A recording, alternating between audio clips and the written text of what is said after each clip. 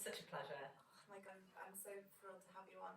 So what I wanted to ask you first is if you could just give us a little bit of an intro into sort of who you are and what you do, just to kind of get us started. Yeah, sure. So my name's Miranda Arieh, and I'm mainly a motivational speaker and mental health coach and activist from Leeds, and I'm currently working through the NHS, developing new services for people with mental health difficulties, and I've just set up my own company as a spin-off from the service that I developed in lockdown called the Heroes Group Work Programme. Amazing.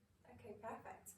Well, we'll jump right in then, if that's all right. Yeah. So if we were going to know one thing about your early life or your early childhood that sort of defined and shaped who you are, what would that be?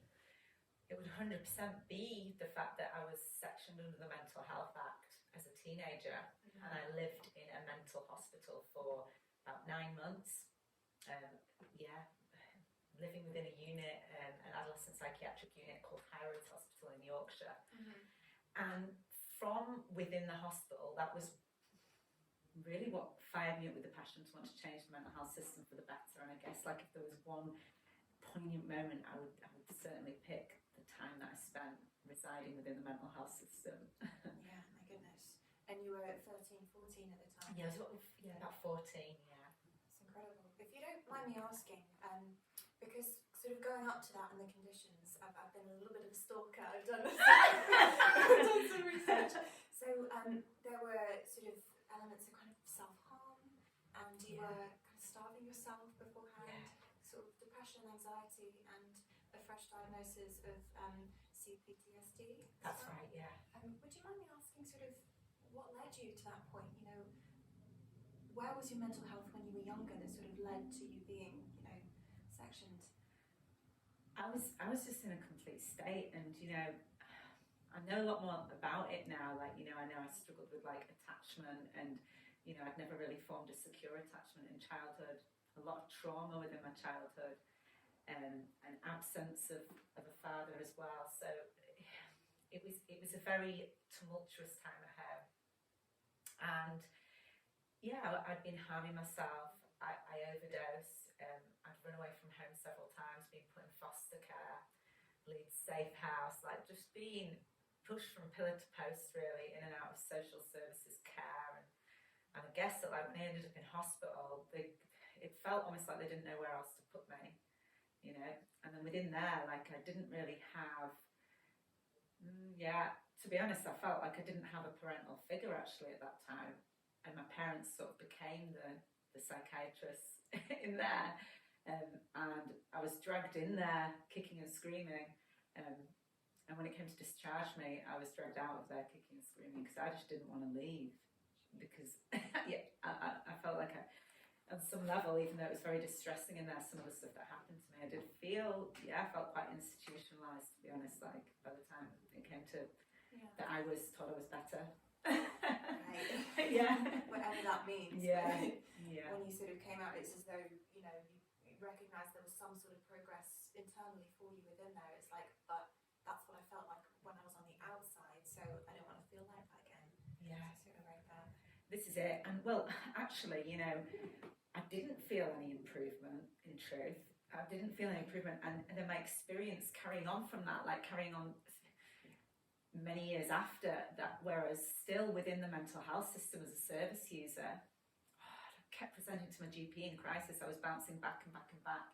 I'd be well for a bit and then just go through really difficult breakdowns or times of severe emotional flashback, trauma resurfacing. I was in a state, so many episodes throughout my life, and the services that were on offer to me always had an end point, and always looked towards a discharge, where you'd be told you are better now and you can be discharged from these services. My experience of that felt very re-traumatizing time and time again. When we're talking about trauma, to give someone an end point, it's not going to work, actually. And I found myself nowadays, like literally just before the first lockdown hit, I found myself placed within the NHS I could go on to share the story of how that happened. It was very, very random. I didn't even apply for a job or anything. I just found myself asked to fill this role from the activism work that I'd been doing on social media. And I suddenly found myself in a position to create a solution, and that's what I'm doing now. Through the mainstream mental health system, I've just been blessed with an opportunity to infiltrate this system that I felt on many levels failed me. But however, now I see all the experiences I had within that system as a blessing, complete blessing. And I see all the experiences that I had in my childhood as a complete blessing too, and a gift, because by reframing those experiences and witnessing them as the experiences that have supported me to change the way I view any situation I find myself in, it's helped me sort of take my pain and make it into purpose, you know. So I've been able to sort of take the difficult experiences, adverse experiences that I had, and make them into purpose, create a solution. Absolutely. What an opportunity as well. Unbelievable. Fantastic. Really unbelievable. Yeah. And as well, you've been working with sort of more deprived areas and communities within Leeds and doing such fantastic work with them as well. I mean, what's that been like for you to work with people that sort of, because we've had this conversation before where many of us think mindfulness is such a buzzword, we hear it so many times, we're almost bored of it. But then other times, you know, not everyone has that privilege of being surrounded by, you know, words which help, like mindfulness. So, I mean, Absolutely. what is that like working with communities which are perhaps less involved in that? It completely just it busts my heart open. It like it moves me to the core. I feel very moved like talking about it right now, because, you know, like creating the Heroes Group Work Programme throughout lockdown. So I'm just getting really emotional talking about it. This is the place to do it. Yeah, you know, like creating that service based in Hare Hills, which is one of the most, well, it's the most deprived area in Leeds. Actually, we're covering the most deprived areas in Leeds, including the homeless practice, which is York Street practice. So our patients are from the most deprived areas. The work, doing work with these people who have been through such extreme trauma in their lives, moves my heart. And so many times people have said to me, including people based within the mental health system, they've said to me, Miranda, you're creating a private service. You could take this private. You could franchise this. You could be running these groups privately, 500 quid a head. I know I could. And I did in the past. I know I could. That doesn't matter to me anymore. This means more. This means more. Right. It makes my heart sing. And at the moment, it might not make my bank account sing. I don't care. I want to live my life in joy. I want to live my life in service. I want to live my life in my purpose, in my higher purpose. And I know that my higher purpose is what moves my heart when I think about it. And I know that will bring all the success that I need anyway. You know, inner peace is my real success. I want to stay committing the services that I'm creating at the moment with the Heroes Group Work Programme. I want to stay committed to bringing that programme to people living in disadvantaged communities. And I want to ensure that the services are free for people to access, and I want them to be through the NHS, preferably, or through the third sector. I don't really have an interest in taking this private, you know, because people who can already afford to go to private therapy. They can already go on self-compassion retreats. They can go on a meditation sanctuary. They might be able to go to a nice private festival. The people that I piloted Heroes with and developed with, you know, I developed it almost by accident, just because I was just trying to bring people together. You know, in lockdown, people were really suffering from isolation. I was just like, right, I'm bringing people together. I started just teaching things. Okay, I'm going to teach about self-compassion practice. I'm going to teach about being present. I'm going to teach about how we need to release the past and recognise who we are now and the truth of our identity. People have never heard of this stuff before. In that room, people are like, what does mindfulness mean? Like you just said. They've never heard of these concepts. And I was like, this is where I need to be. This is where I need to be. Not preaching to the converted, which is beautiful anyway. You know, my favourite spiritual teachers preach to me, the converted, and it helps me so much. I adore it. But I want to reach people who don't have these teachings readily accessible in general. That so much. Money's nice and reputation's nice and all these sorts of things that we kind of level up within life is nice. But honestly, when I'm on my deathbed, I think I would rather look back and know how many lives that I've changed and touched and made better than anything else. Like, that is the most meaningful thing. It really is. It's so meaningful, and it benefits me so highly. It's like, what we teach right here as group work program, within the ethos of bringing people together to heal, is that, it might sound quite radical, but I don't believe that healing is complete until we support the healing of others. And within group work, we have opportunities for people to support and encourage and root for each other and see each other on healing journeys. That's where the magic happens. It's where my healing came from, delivering groups. I started to heal exponentially. I was like, whoa, what is this? Yeah. What is this? Because to teach is to learn. Right. We don't learn until we share. It's so shocking when you teach. You're like, I feel like I know more, but I didn't listen to anyone. I just listened to, what is this? Exactly. And then when we're fully present with people as practitioners in whatever field, whether we're a teacher in a school or a therapist, whatever, a practitioner, when we start to be really present with people may even ask us a question that we didn't know the answer to. Yeah.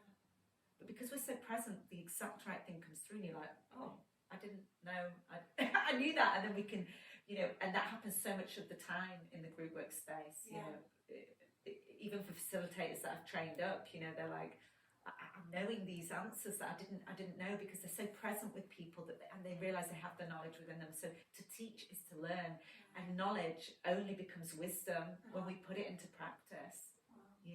It's that magic environment, isn't it? Where you're together as a group, you're working towards a common goal, and you're right, it brings your focus right into the room. It just does something to you. It's phenomenal. And we've got to bring people together to heal. Yeah. When it comes to trauma, we cannot be isolated in that journey. Yeah. Yes, of course, like the work that we do on ourselves is really important. Sure. And of course, there's a lot of that we can do at home by ourselves, or in isolation, or sometimes, yes, one-on-one therapy serves a purpose, of course. I'm sure that can be really transformative for so many people. However, I really believe that when it comes to trauma, we need a community to heal that. We have to bring people together, because we have to recognise our interconnectedness as human beings.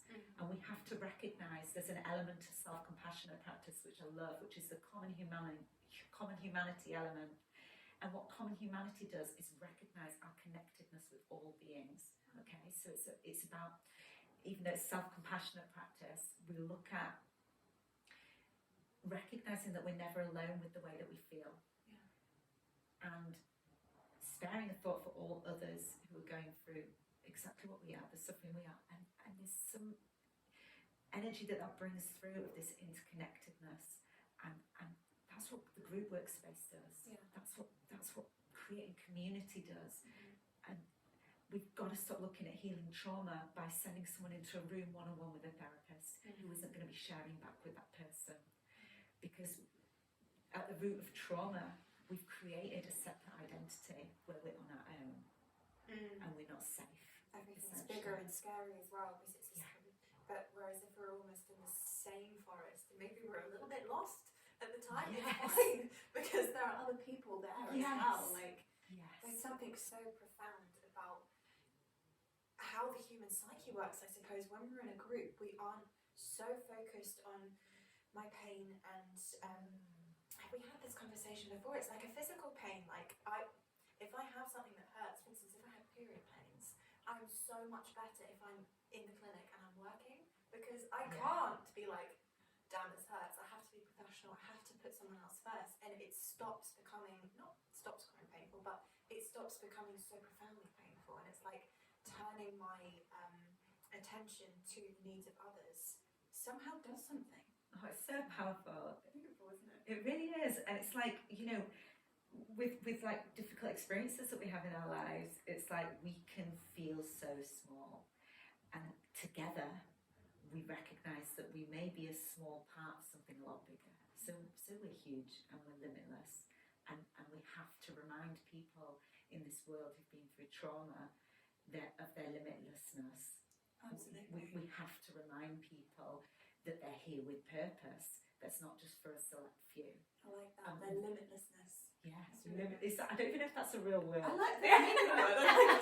Limitlessness and then power, because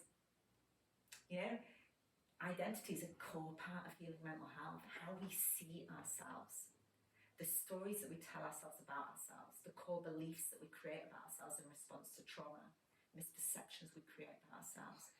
I am not safe. I am not worthy. If I ask for my needs to be met, I will be punished. All this stuff, all these core beliefs we create.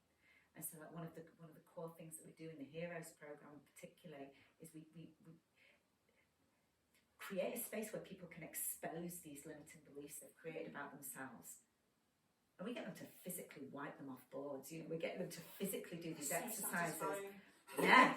And going, no, let me bring through some new beliefs. Let's support each other, and then they bring through how they see each other, and it's so powerful, it's so moving and so beautiful. Doing this stuff together, it's like it's an honor, it's a privilege, it's a hobby, and I can't believe that where I am now in my life, and because I chose to let go of the private work actually, and take a massive pay cut, because I chose to dedicate myself to doing this work in the NHS with people that I feel need it the most right now. Because of that, I just feel like I wake up in the morning and I'm going to go do my hobby. Literally. There's no better feeling. I literally it just feels like I'm living, Damn, I'm so just inspired by you right now. This is incredible. Yeah. So we've talked about your fantastic program as a lead, in the NHS with your Heroes program. Would you tell us a little bit about if you were going to be in that program, and if you were going to be like, okay, I've got onto this Heroes thing, not really sure what it's about, what would your experience be in that? So entering the Heroes group workspace, the experience, the feedback that we've got from the experience that people are having is that they felt really safe, and they felt really held. Right. They felt part of something, like we were just saying before, like part of something bigger than them. Right. And we've had people coming into the space that are sharing stuff that they've never shared in their whole entire life. People sharing sometimes about childhood sexual trauma that they've never ever opened up about in their life. Wow. Stuff that's and we have people from the other angle as well. People who've maybe been in prison, and who are offered this non-judgmental space, and that we breed a forgiving, non-judgmental space in there for anyone. And we don't look up on one as being worse than the other. And the facilitators are trained really specifically. It's like I've created a really strong, robust facilitator training package where, above all else, the facilitators are trained to not create an identity for the patients out of the patient's past, so that they look beyond that and they see the light in that person, not that's a traumatized child, not that's someone who was abused, not that's someone who was a perpetrator, not that's someone with a label. We don't use labels or diagnoses in that group at all, So they're trained to hold present space, watch their own judgments rise and fall, and to release them, and to stay present. So and the patients pick up on that, and the recovery outcomes have been off the scale for so many people. We've had patients come through the groups who are now employed by the surgery. Yes, I love They were that. attending Hero sessions, and we've had a woman recently who's lost 8 stones since finishing the program after a lifetime of obesity. That's incredible. We've had people having these incredible outcomes, recovery from pericarditis, from self-compassionate practice. Someone who did pericarditis for 8 years after severe trauma went for a checkup, and it was completely cured, and she totally puts it down to self-compassionate practice. her hand on her heart and breathing into that space and being held to bring love through for herself. So physical elements as well. It's been incredible. So it's a space of, you know, miracles happen in that space where people are brought together, and it's not what the facilitators are doing, and it's not even about the program content, I don't believe. It's about the energy, and it's about, you know, the intention. Yeah. And you know, human connection, so valuable when it comes to mental health. You know, speaking to you, I mean, you come from a place of absolute experience and absolute compassion. I can't imagine there being a better intention, honestly, towards creating something. This is what everything should be, you know, ideally, instead of, you know, oh, this thing has to make money, or this thing technically has to be under this sort of funding, and this kind of human connection and compassion, I think, should be at the centre of every healing experience, because it's what we need as humans. 100%, absolutely. And you know, it starts with us bringing compassion through for ourselves, and you know, like, so much of the time people will really mistake self-compassionate practice for being something that's selfish. But like I said before, like, there's a huge part of it which is about sparing a thought for others. You know, there's 3 elements of mindful self-compassion: kindness, common humanity, and mindfulness. I like to call them loving, connected presence. That's how we remember them in Heroes. And so we've got the kindness, we've got the kind words that we bring through for ourselves, you know, not beating ourselves up as much. We've got the mindfulness, which is about witnessing what's coming through. We're not trying to get rid of anything. We might hear ourselves in our heads, you know, call ourselves an idiot or beat ourselves up, but we're not trying to get rid of that.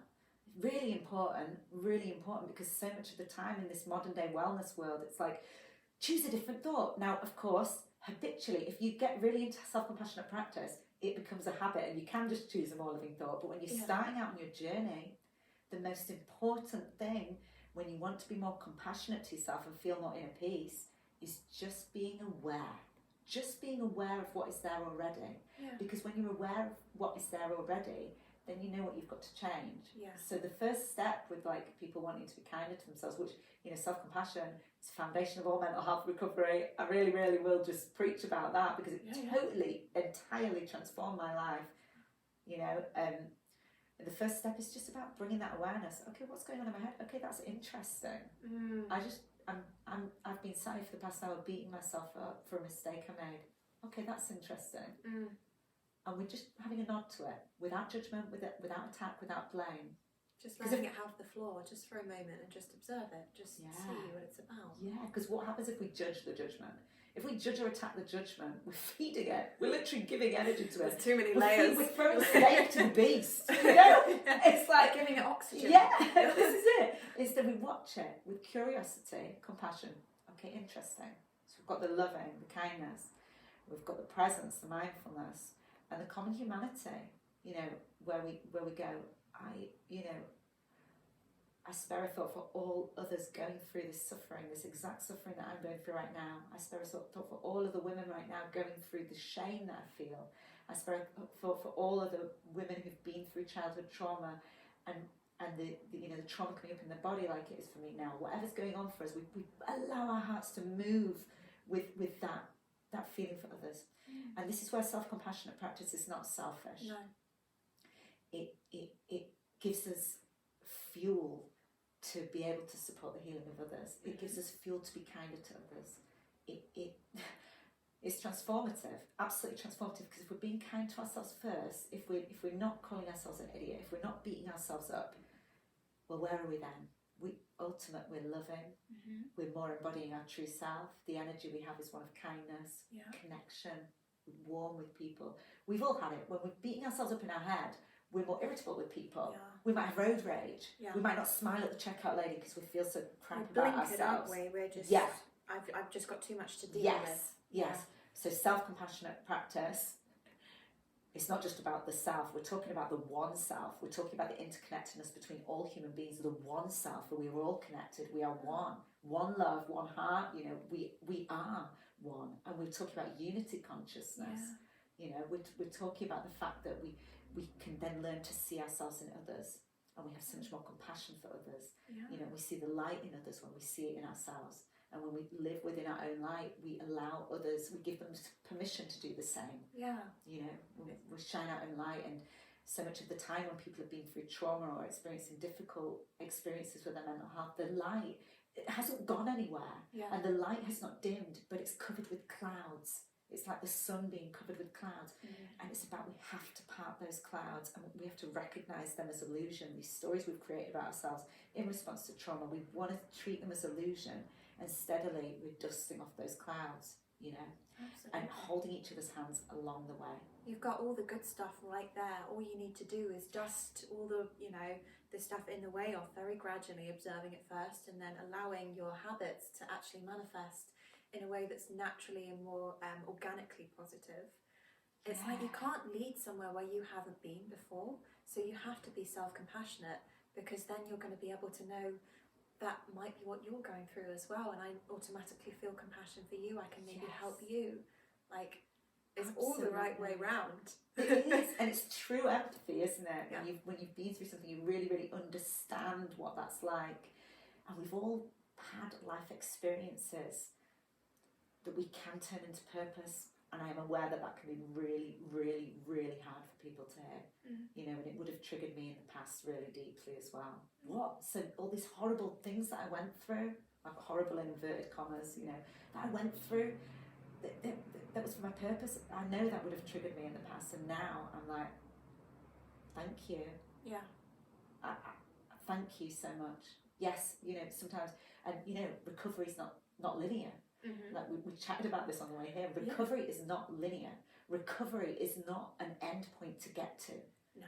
Trauma recovery particularly is not linear. We're not looking to be fixed. We're not looking to be healed. And we are not looking to someone else to declare you are in recovery. Right. You're healed, you're fixed. You've had your 6 sessions now. We're not looking for that. Recovery is as much as someone affirming right now, I am in recovery. That's it.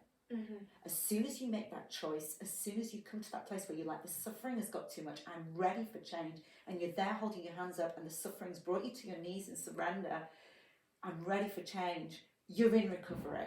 You live life in recovery there. Yeah.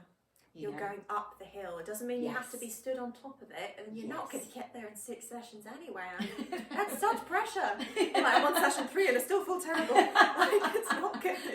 Whereas if you can just see, okay, it's an upwards trajectory. I have skills now. I have tools that I can use, and I have a community. I'm not going to downward spiral now, because this is my path, and I have support to do that. Absolutely, yeah, absolutely. It's like enjoying the view along the way. If we're talking about like that mountain, you know, enjoy the view along the way, and you know, like, and it can be like a roller coaster.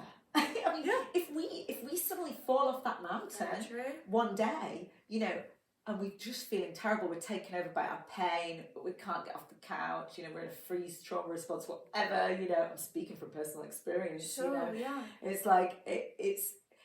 You're still in recovery. Yeah. It's okay. You're just still zoom in out. recovery. It's still going up. It's just a little bumpy. We zoom out, and it's about the way that we frame it. The way that we frame it. Because if we look upon that, this is terrible, I failed, again, going back to the self-compassionate practice, I've failed, I've messed up, I'm screwed, I'm never going to do this. If we look at it that way, we might as well just literally push ourselves further down. Yeah. But if we're actually going to go, I'm going through this suffering right now, and what is the lesson here? What is the gift here? How can I be with myself through this emotion? How can I not try and get rid? We're so desperate to do that as human beings. Yeah. The mental health system is so desperate to do that with human beings. Fix and then leave you. No, it doesn't work. It didn't work for me. It actually traumatized me. You know, re-traumatized me. You know, you have this many sessions and then you'll leave, and it'll be one-on-one in a room, and we have to transform the mental health system, the mainstream mental health system, because of course it's going on in the private world.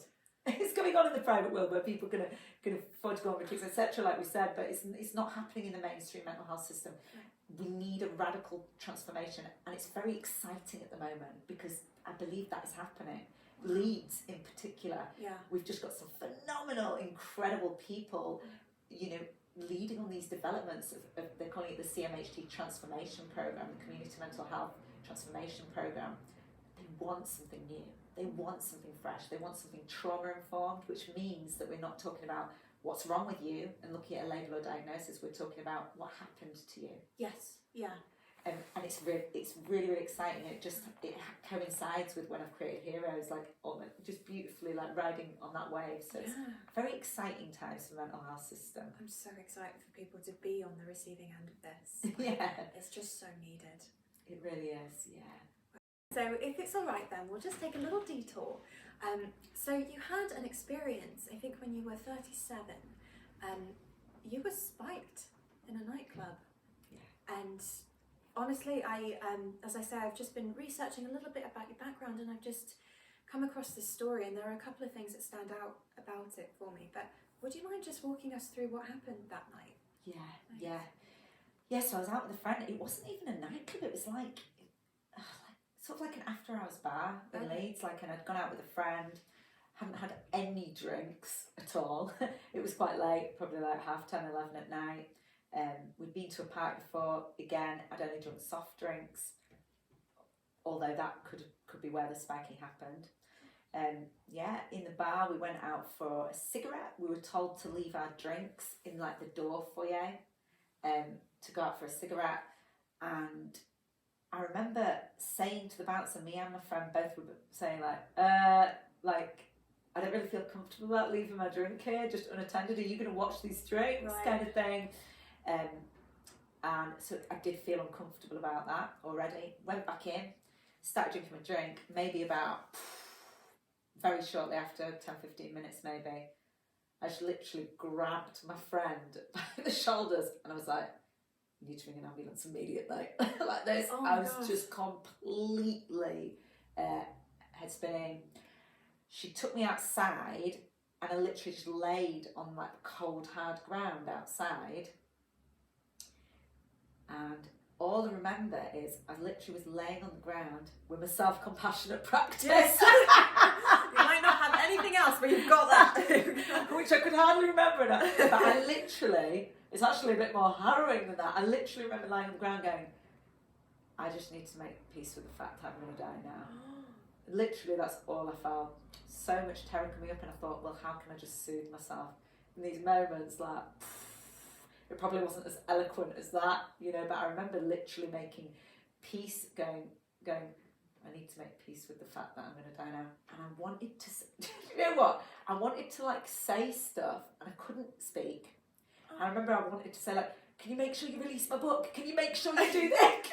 Because there was all this panic, and I just thought, actually, I just need to make peace now. Use my, not try and resist.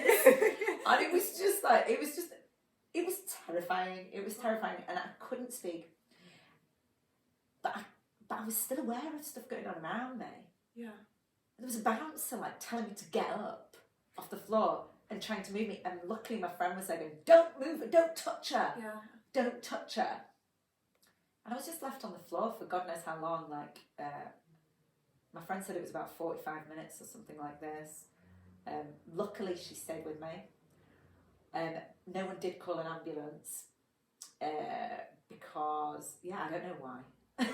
No one did call an ambulance, and I couldn't speak. And that was the only thing I really said after I started feeling these effects. Yeah, it was harrowing. Got home the next day, couldn't really remember much. From then, I've done quite a lot of activism around spiking, and I'm like a real sucker for taking my pain, making it into purpose. I'm like, right, what is the gift in this experience? How what is this? Suffering meaningful? Yeah, somehow. This is it. It's so awful. Yeah. How can I turn this into helping others who've gone through the same? But it really helped me process the event. It really helped me process it, doing lots of public speaking in women's safety events, doing the Reclaim the Night March, with all the protesters, doing loads of public speaking on mainstream media about spiking risks, going to bars, supporting activism with petitions and putting more safety measures in place, etc. So I've been able to process that trauma. Yeah. I have been able to process the trauma, but not a pleasant experience. How frightening at the time. And people not helping you as well is, even the thing is, this is what gets me, even if you were just drunk, even if you had 10, 20 drinks and you were just on the floor, why the hell are people leaving you? Like, that's a human being, and they're vulnerable. Not only human, this is a woman who doesn't have the physical strength that a man has. Someone could take advantage of her. Why are we leaving this person? I literally know that if my friend hadn't been with me, 100%, any guy could literally have just come up, flung me over his shoulder, oh, my girlfriend's a bit pissed, I'm taking her home. I would not have been able to do anything. I literally couldn't get up. I couldn't get up. It's weird though, because I was kind of aware of my surroundings. I just couldn't be physical in my surroundings. It's really harrowing. Like, and I do feel for like women who go through these experiences and they're on their own. You know, we've got to watch out for each other. We do, definitely. Group work while we're out and about as well, isn't it? Yeah. It's like being an advocate for group work, like being, stay safe. And, but I really believe that, I think it ties back into mental health. We have to educate. We have to start educating young men and boys on consent. Yes. Because, a lot of the time, some perpetrators won't even know what they're doing. Yes, there will be people with really, it's all a malicious motive. It is. It's bodily harm causing. It's control, it's violence. Even if you're not touching that person, putting something in the drink, it is violence. Mm-hmm. It's an act of violence. But, there was like a spate last year of spiking with injection. And loads of these women didn't get physically assaulted afterwards. It is a physical assault, like I've just said, but what was the motive? Yeah. Is it a joke? Is it funny? What is it? We have to have more adequate education. We have to have more support for people with mental health problems.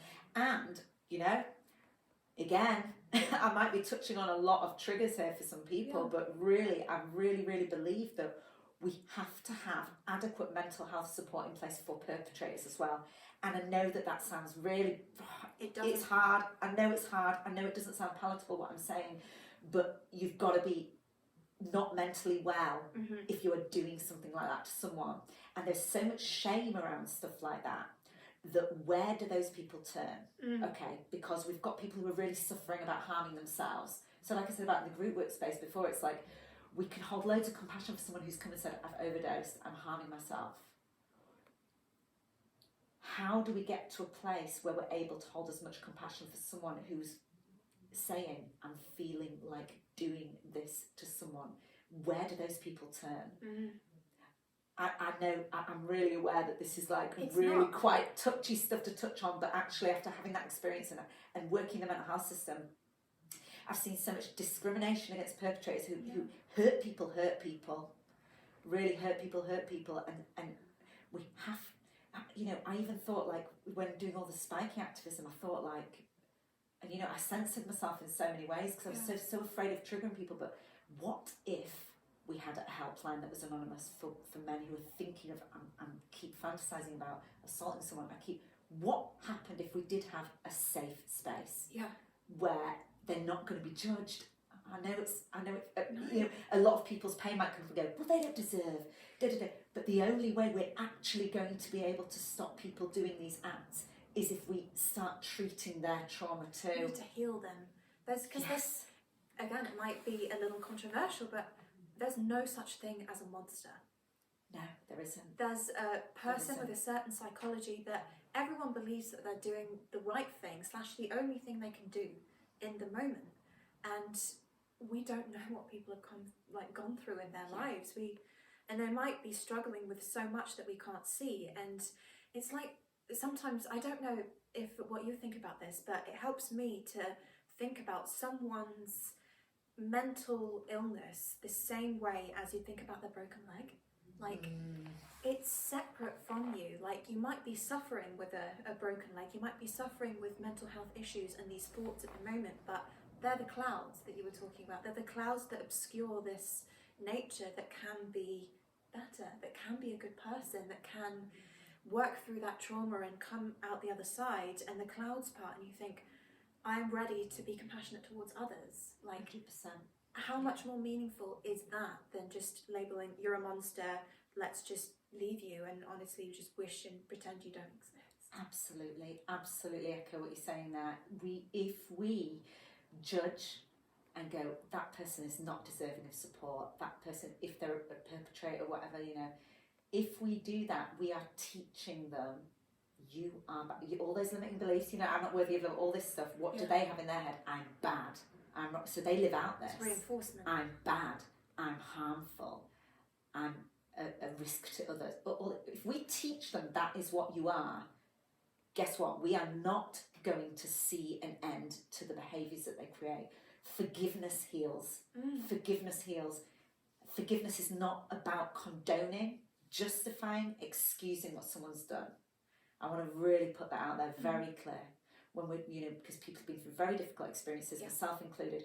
When we talk about forgiveness, which is a fundamental part of healing trauma and our mental health, it really is. We're not talking about condoning, justifying, or excusing someone's behaviour. We're not suddenly going, oh, I'm overjoyed about what happened. I'm overjoyed about what they did. We're not talking about anything like that. What we're talking about is being able to release a grievance, because we have to recognise that holding a grievance is only attacking ourselves. And there's an amazing quote, a good meme that I saw. My love language is memes. What can I say? My boyfriend's sick of me sending him all these memes. But I love this meme, and it said, so I don't know who the quote's from, but it says, holding a grievance against another person is like drinking poison and expecting the other person to die. Okay, so it's like, what toxins are we having pumping through our body? We cannot have inner peace if we are seeing someone as bad, wrong, guilty. Right. We will not have inner peace if we see, because we are one. We have to see ourselves in others, and it doesn't mean we suddenly don't have the feeling of like, oh my God, that person, I can't believe that. It doesn't mean that suddenly switches off. But it means that we are able to come to terms with things, especially when it comes to processing our own trauma, because we can't change the past. It's not possible. It's not possible for us to change the past. So we have to look at what we can change, which is our feelings about it in the present. So it takes us from a state of powerlessness, I can't change the past because it's gone, there's nothing I can do about it, to a place of I'm in the present. I have these feelings coming through, whether it's grievance, anger, blame, shame, guilt, whatever it is.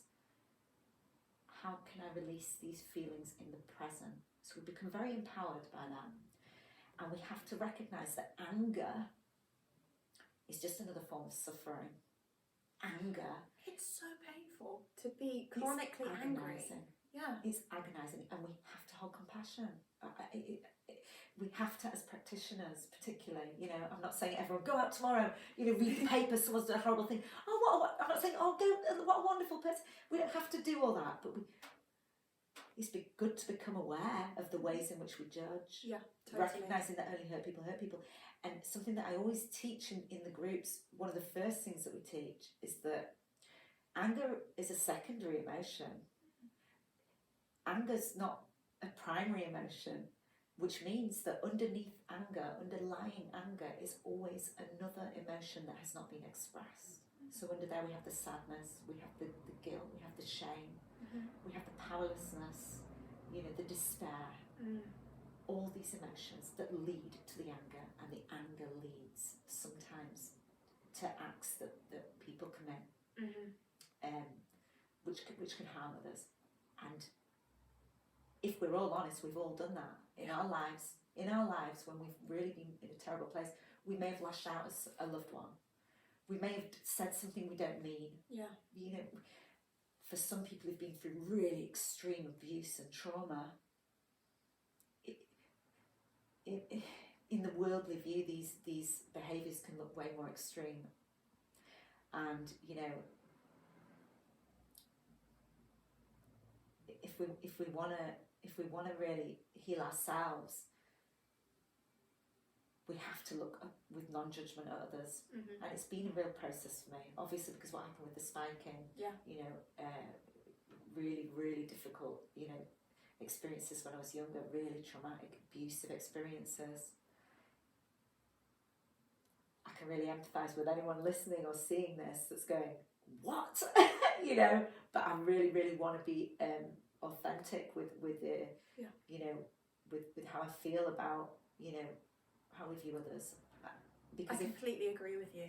I don't think it feels radical to say, because you don't want to minimise someone else's experience. Yeah, and we don't want to do that.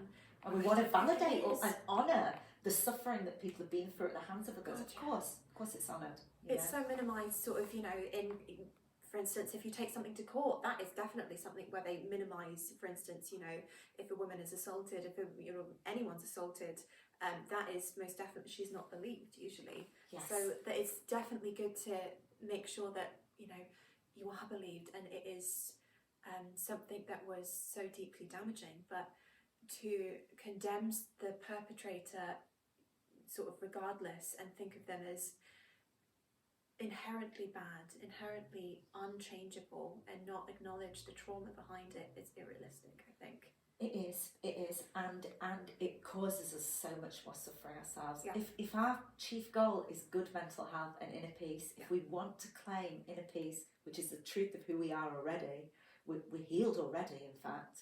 It's just the clouds that surround it, all of us. We have peace within us all the time, within our true essence is who we are. Yeah. Really, it's who we are. We need to reclaim that truth of who we are.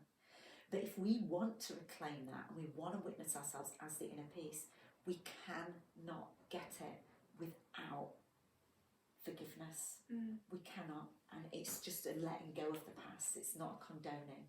Definitely. I think we're putting the world to rights. I think we are. Okay, so if we were going to perhaps now look into the future a little bit for you. I'm not medium. So what is next for you in your journey with Heroes? With Heroes, I really want to create a mental health service with no end to it. I want to create community. I want to create an online container. So our next steps are we've got Heroes Group Work Programme established throughout the primary care network that I developed it in, which is across the BHR-PCN in Leeds, deprived areas. I've trained facilitators to run that. Sarah and Sharon, just incredible women, really phenomenal women. They're leading that now. I want to go out and train other people to become facilitators, step in, hand over Heroes, and they can establish Heroes in their organisation, third sector organisations or NHS settings. Hopefully we're in some really exciting talks at the moment with the Leeds mental health system. So I do believe that that's going to probably happen next, that we're able to infiltrate the mental health system, which is just, I can't think of a bigger dream for me. That is so exciting. It's off the scale. We're going to get that soon. It's off the scale. Help that doesn't end. I mean, just that sentence is like... This is it, because what we want to do is create something very new, very fresh, and we want to pioneer a mental health service where people come through the 8-week group work programme. It's a 20-hour, 8-week container for them to learn all the tools within the group work programme. So we've got inner child healing in there. The NHS has never seen inner child healing before. We're teaching nervous system regulation tools, so we're bringing it to the body as well. Yeah. We're teaching self-compassionate practice. I've developed loads of tools from scratch. We're teaching even basic law of attraction. We're teaching about guiding ourselves up the emotional guidance scale. We're looking at we do a whole week dedicated to the true meaning of forgiveness, releasing the beliefs that we created about ourselves and our identity from our trauma that we've encountered in our lives. So we look at all these it's a really holistic approach, really robust. Following on from that group work programme, we're trying to secure funding at the moment to develop this online container, the Heroes Online Network. For anyone who's been through the programme, they'll get a password and a login, and they'll be held in this container for as long as they want, as long as they need. I'll be permanently feeding through new trainings, tools, workshops, vlogs, keeping them held in this space. They'll be supporting each other, accessing support when they're suffering, sharing achievements. And yeah, we're hoping to kind of grow that community there. And I'll also be co-producing level 2, level 3, level 4, as many levels as people want. But I want to co-create that, co-produce that with the people who've been through the programme, so lived experience permanently stays at the core of the programme. Because I don't believe that, a mental health service should just end and they go discharge, fixed. I mean, for some people it works great, but you know, it's unrealistic to think we need more long-term support in the mainstream mental health system. We're all a work in progress, and honestly, what we've been through, you know, like as I say, I think I find it really anxiety provoking to think I've only got 2 sessions left or something, like, because you need that to be held within that, don't you? You need that support. Yeah, and we're not teaching people, because the amount of people that we get coming through who've not had secure attachment as children, it's so hard navigating life and relationships within a secure attachment. It's so challenging. And we teach about attachment theory within level 2 on the programme, you know. So for people who haven't had that, we're breeding secure attachment. We're saying there is no endpoint. You know, come on, babe, like, use this service. As long as you need it, we're here. This container's here for you. So people, they get to in real life experience that therapeutic relationships with secure attachment, that they're not freaked out about one day they're going to get discharged. And I'm even going into organisations saying now, even if you just employ us for a year to train up your staff and then you decide not to roll out heroes, we will never discharge your patients. Even if you decide to not roll out heroes anymore, these patients will stay with us. They're within that unit now. There's no way we'd ever, you know. So that feels really, really exciting, and that's the next steps. And we just want to spread heroes, the group work program, as far and wide as possible. Yeah. You know, God, it sounds incredible. Like, I want to be part of it. I'm so excited. You know, I want it to be like, I've got big vision for it, and just like the motivation is like, reach as many people who are suffering as possible. That's it. One goal. If I have to just define one goal, I just want to be of service to as many people who are suffering as possible. Yeah. It just gives me so much, like, just joy. I feel like I'm in my element. Just deep joy. That's your purpose. Just love it. I just want to reach people who've suffered. Like, I spent so much of my life in suffering.